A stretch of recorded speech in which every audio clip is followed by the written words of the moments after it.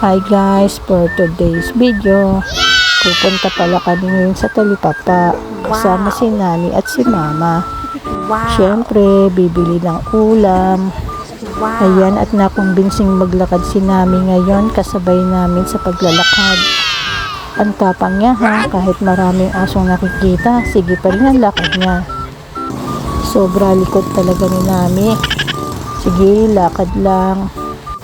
Waiting kami dito sa tabi habang namimili ng gulay si Mama. Eto, tapos na kaming mamili. Pauwi na kami.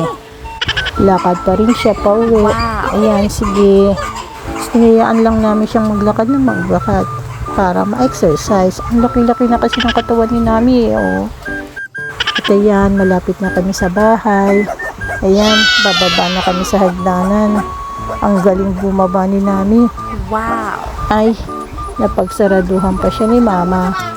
Natakot pumasok, baka maipit ulit ang ulo. Hala, uhaw na uhaw ang baby. Mukhang pagod na pagod. Ayan, tignan nyo naman ang itsura ng baby. Pagod na pagod talaga. Kawawa naman.